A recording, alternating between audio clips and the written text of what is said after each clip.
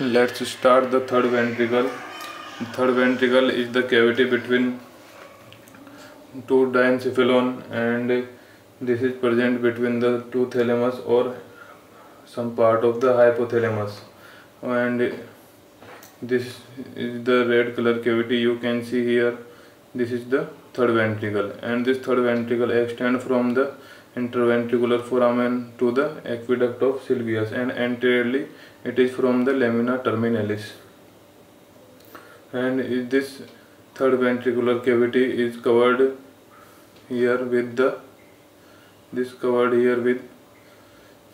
ependyma. Ependyma is the endothelium of the ventricles of the brain, and this is called the interthalamic adhesion. This interthalamic adhesion attached to the medial border of the two thalamus, and these have the communication of communicate from the lateral ventricle through the interventricular foramen of Monro, and this is the interventricular foramen of Monro, and then inferiorly it communicates with the fourth ventricle. This fourth ventricle communicates with the aqueduct of Sylvius or cerebral aqueduct. And in the lateral ventricle, third ventricle and fourth ventricle and aqueduct of Sylvius, this is the cavity of brain, and the fourth ventricular cavity continues with the central canal of medulla oblongata. So this the internal flow of cerebrospinal fluid. And now we are talking about the boundaries of third ventricle. The third ventricle present between the two thalamus, so it has two lateral walls and one anterior and one posterior, and one roof and the one floor. So it has anterior, posterior and two lateral walls and one roof and one floor. The anterior wall is formed by the anterior column of fornix. You can see that this is the column of fornix. Then it is formed here is the anterior column of fornix, and this pointed is this is called anterior commissure, and this is the lamina terminalis. And in the posterior wall you can see here there is a pineal gland. This is the pineal gland, and there is the posterior commissure, and this continue with the cerebral aqueduct in this posterior part. And the roof is formed by the roof is formed by the tila choroidea या फिर choroid plexus of third ventricle. And here is the interventricular foramen in the anterior part of the roof, and where the roof and lateral walls meet.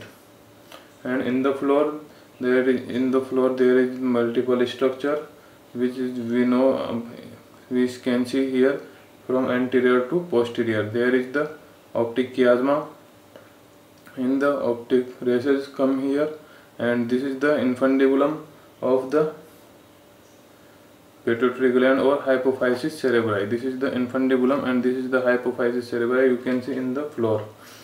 And this is the mammillary body, and there is after that there is posterior perforated substance, and this is the midbrain or tegmentum of the midbrain. This is part is called tegmentum of midbrain.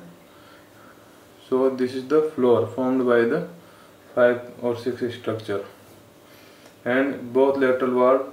Now we can see in this diagram there is the upper, these are the anterior central part of the lateral ventricle, but in between the two thalamus, these are the thalamus.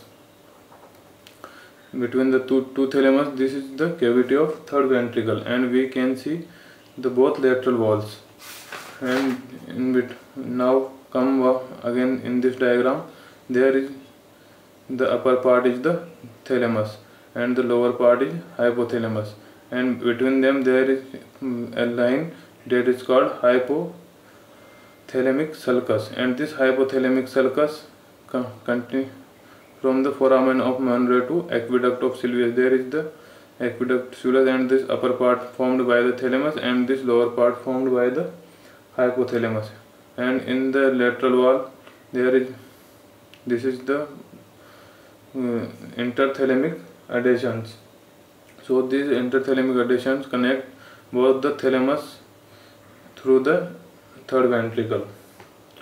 Now we have read about the recesses of third ventricle. In the recesses of third ventricle there is mainly 5 recesses in third ventricle. The number 1 you can see here, this is the infundibulum. So there is an extension, this extension is called infundibular recess. What is called this infundibulum? And in the recess it is the infundibular recess.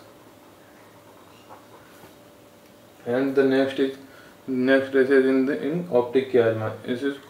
So it is called chiasmatic recess. And again we can see there is the anterior recess. The anterior recess in front of the foramen of Monro. And there is 2 recesses in posterior side. One recess is here, you can see here in posterior side. This is called the suprapineal recess, and one recess in the infundibulum of pineal gland. This is called the pineal recess.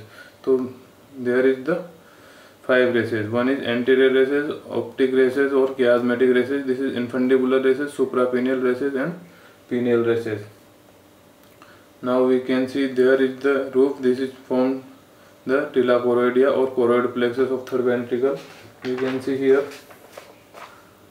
in the roof these 2 are the choroid plexus of third ventricle. The choroid plexus is the structure which is covered by, in the choroid plexus there is blood vessels coming from outside to inside and covered with the arachnoid and ependyma, and these choroid plexuses form the cerebrospinal fluid in the ventricles. Thank you.